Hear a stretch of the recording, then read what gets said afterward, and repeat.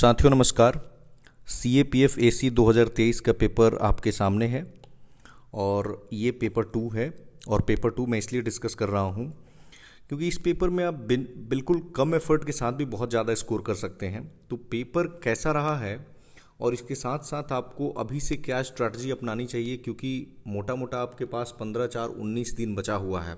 20 दिन आप मान सकते हैं 31 को लेकर, बट आप इसे 15 दिन कंसीडर कर सकते हैं। और लास्ट मोमेंट पे पेपर 1 आई नो कि MCQ टाइप है, वो आप सभी मैनेज कर रहे हैं, बट पेपर 2 के लिए मैं कुछ बातें बता देता हूँ। देखिए, बेसिक इन्फॉर्मेशन आप पढ़ना एक बार ज़रूर रीड कर लेंगे, क्योंकि यहाँ पे कई लोग नहीं पढ़ते हैं तो गलती कर सकते हैं कि जो क्वेश्चन नंबर 1 है, यानी कि आपका जो एस्से वाला पोर्शन है वो आप हिंदी और अंग्रेजी दोनों में लिख सकते हैं, बट उसके बाद जो भी क्वेश्चंस हैं उनको सिर्फ और सिर्फ इंग्लिश में अटेम्प्ट करना है। ठीक है। एस्से का जो प्रारूप है वो ऐसा है कि आपको कोई भी 4 एस्से अटेम्प्ट करना है आउट ऑफ 6। यहाँ पे टॉपिक्स दी हुई हैं और इन टॉपिक्स में से आप कोई 4 एस्से चूज करेंगे। ना चूज करते समय कुछ सावधानियों को बरतना है, मैं उनको बता देता हूँ। देखिए, सबसे पहले वैसा टॉपिक आप चूज करेंगे जो जिस पे आपके नॉलेज हो। कुछ लोग क्या करते हैं कि उन टॉपिक्स को चूज करेंगे जिस पे बहुत कम लोग लिख रहे हैं। ये नहीं अपनाना है। टीचर को नहीं पता है कि कौन सा आदमी कौन सा पेपर अटेम्प्ट कर रहा है, तो आपकी नॉलेज होनी चाहिए। दूसरा, जिस पे आप फ्लो मेंटेन कर पाएँ। और तीसरा कि थ्योरेटिकल नहीं होना चाहिए। ठीक है। जहाँ पे आप बहुत ज़्यादा थ्योरी लिखने लगे, ये काम आप नहीं करेंगे, और कम लोग अटेम्प्ट करें वो आप काम नहीं करेंगे। ये 2 क्राइटेरिया आपका होना चाहिए चूज करने का। या एक और है कि आपने पहले से लिख रखा हो। अगर पहले से आपने लिखा है तो वो एक क्राइटेरिया हो सकता है आपका ऐसे को चूज करने का। नाउ जो वर्ड लिमिट है 300 वर्ड्स का, उसको आप कोशिश करेंगे कि ज़्यादा से ज़्यादा 10% अगर एक्सीड करता है तो उससे कोई बात नहीं है। कुछ लोग होंगे, क्योंकि कोई काउंट करने नहीं बैठा है, लेकिन आपकी बातों में सब्सटेंस होना चाहिए और आप किसी ऐसे पॉइंट को इलैबोरेट कर रहे हैं जिसको कंक्लूड करना जरूरी है। ये 2 बातें आप ध्यान में रखेंगे। दूसरी चीज़, एस्से में आप थोड़ा कोट का प्रयोग जरूर करेंगे। ठीक है। कोटेशन रहता है तो ठीक लगता है। जैसे डॉक्टर BR अम्बेडकर का कोट है विमेन को लेकर के, या फिर APJ अब्दुल कलाम का कोट है वैल्यूज को लेकर के। गांधी जी के बहुत सारे कोटेशंस है, जैसे कि an eye for an eye makes the whole world blind. इस तरह के कोटेशंस को, और कोटेशंस कहाँ पे डालेंगे, तो आप कोटेशंस बिगिनिंग में डाल सकते हैं, एंड में डाल सकते हैं, आप चाहें तो बीच में भी डाल सकते हैं, बट कोशिश करना है कि इन 2 जगहों पे डालना ही डालना है।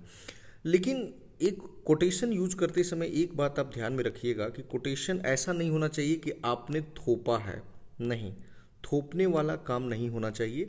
ऐसा लगना चाहिए कि फ्लो में ही कोटेशन आ गया है। जैसे कि मान लीजिए कि कोई समाज की आप बात कर रहे हैं और उसमें महिलाओं की भूमिका की बात कर रहे हैं। ठीक है। तो वैसे में जो डॉक्टर BR अम्बेडकर का कोट है, आप उसको यूज कर सकते हैं कि I measure the progress of any community by the degree of success the women of that community have achieved. ठीक है। तो इस कोटेशन को आप रैंडमली मत लिखिए। इस कोटेशन को ऐसे लिखिए कि कोई बातें आपने बताते बताते और बीच में आप इस कोटेशन को आपने यूज कर लिया। एस्से का एक और इम्पॉर्टेंट कड़ी है कि आप जो इंट्रोडक्शन करेंगे, इसमें देखिए, चूंकि अगर UPSC का CSE का एस्से होता है तो उसमें स्कोप होता है, तो उसमें आप किसी स्टोरी से शुरू करते हैं। बट मुझे लगता है यहाँ पे आप स्टोरी से मत शुरू कीजिएगा, क्योंकि टाइम कम है। 4 एस्से अटेम्प्ट करने हैं, इसके अलावे आपको 5 अदर क्वेश्चंस को अटेम्प्ट करना है। तो मैं कहूँगा अगर स्टोरी लगता भी है तो किसी एक में आपने कर लिया वो बहुत है। इससे ज़्यादा में आप मत करना, क्योंकि आपका जो स्पेस है वो भर जाएगा। यहाँ स्कोप है ही नहीं। और डेटा और फैक्ट्स को आप मत दीजिएगा, बहुत ही कम, मैक्सिमम 5 to 10%, इससे ज़्यादा नहीं। और आपके एस्से में इमोशंस उभर कर आने चाहिए। आपने कोई बात कही, उसमें मतलब लगना चाहिए कि आप थोड़े से इमोशनल एस्पेक्ट पे हल्का सा जोर दे रहे हैं। GS के केस में ये जो इमोशन वाला एस्पेक्ट है उसको नहीं यूज करना है, बट एस्से के केस में डेफिनेटली यूज करना है। नाउ एक क्वेश्चन आता है आर्गुमेंट फॉर और आर्गुमेंट्स अगेंस्ट। जैसे यहाँ पे कहता है कि genetically modified crops are essential for food sufficiency and capital punishment is a deterrent for heinous crimes.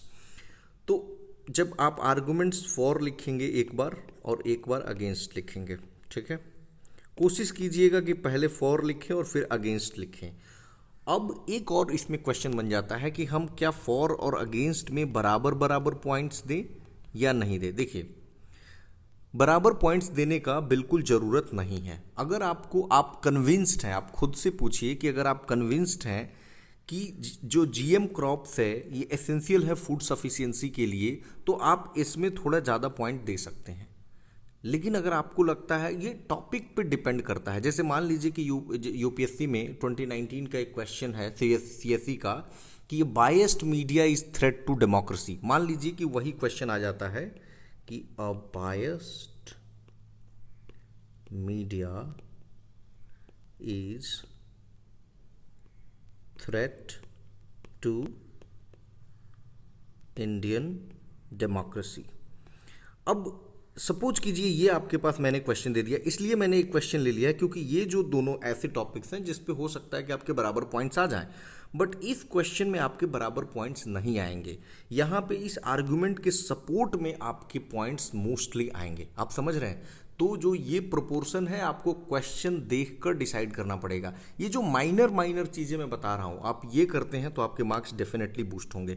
अच्छा, ये इंस्ट्रक्शंस को आप बिल्कुल इग्नोर मत कीजिएगा। हम क्वेश्चन थर्ड अब डिस्कस कर रहे हैं कि अगर आपको कहीं ज़रूरत पड़े तो XYZ ABC इस तरह का कुछ भी नाम ले सकते हैं, PQY PQR ST, मतलब इस तरह से नाम आप कोई भी चूज कर सकते हैं। और कोई भी एड्रेस मत मेंशन कीजिएगा कि सहारनपुर इस तरह का कोई एड्रेस लिख दिया, जयपुर इस तरह का कुछ भी नहीं लिखना है। और तब अपनी बातों को यहाँ पे लिखना है। और ये क्या लिखना है, तो आपको रिपोर्ट लिखना है। आपने न्यूज़पेपर्स देखा होगा, उसमें कैसे रिपोर्ट लिखे जाते हैं। आप एक बार फॉर्मेट ज़रूर देखेंगे क्योंकि उस फॉर्मेट का आपको मार्क्स मिलता है। जैसे कि एक क्वेश्चन अगर 10 नंबर का है ना, तो आपको 2 नंबर सिर्फ फॉर्मेट का मिलेगा, यानी 2 4 नंबर तो सिर्फ आपका कम से कम फॉर्मेट ही डिसाइड कर देगा। तो ये चीज़ आप ध्यान में रखेंगे। और बाकी जो डिसाइड करेंगे वो आपके आर्गूमेंट्स डिसाइड करते हैं, आपके फैक्ट्स डिसाइड करते हैं, आपका कंटेंट डिसाइड करता है। ठीक है, ओके। एक प्रेसिस लिखना होता है और आप सभी को पता है 1/3, और इसके लिए अलग से आपको सीट मिलता है, तो इसके लिए टेंशन की ज़रूरत नहीं है, वो वहाँ पे आपको मिल जाएगा। और यहाँ पे कहा है कि टाइटल नहीं लिखना है, तो ये आपके लिए और आसान हो गया। टाइटल ढूंढने में कई बार परेशानी होती है, तो टाइटल आपको नहीं लिखना है। देखिए, जब भी आप प्रेसिस लिखेंगे तो कभी भी रेप्लिकेट या रिप्रोड्यूस नहीं करना है। ठीक है, आपको क्या करना है कि ओन वर्ड्स, अपने शब्दों में लिखना है इसको। जैसे क्या किया, जैसे मान लो ये आपने पढ़ा, ये आपने पढ़ा, ठीक है, आगे आपने पढ़ा, ठीक है। इसको पढ़ने के बाद आप जो कीवर्ड्स हैं, जैसे कि जो भी कीवर्ड्स हैं उनको हाईलाइट कर लिया। 2 बार जरूर आप पढ़ेंगे, 2 टाइम्स, ट्वाइस, ठीक है, 2 टाइम्स आप जरूर पढ़ेंगे और उसके बाद ही आप प्रेसिस लिखेंगे। और जो जो अंडरलाइंड वर्ड है कोशिश करेंगे कि आप चाहें तो उसके सीक्वेंस में लिख सकते हैं, या आप चाहें तो उसको मिक्स भी कर सकते हैं। और ये जो मिक्स आप करेंगे तो एक आपका लॉजिकल फ्लो होना चाहिए उसमें। ठीक है, लॉजिकल आर्गुमेंट्स बने या लॉजिकल फ्लो रहे। नाउ जब आपका ये हो जाता है तो हम 5वें नंबर की तरफ बढ़ेंगे। ये पैसेज है जिसे आप सिंपल कॉम्प्रिहेंशन समझ सकते हैं, बस अंतर ये है कि इस कॉम्प्रिहेंशन में आपको ऑप्शंस नहीं दिए रहते हैं। तो पूरा पैसेज पढ़ना है और जो भी आंसर करना है वो पैसेज के ही बेसिस पे करना है।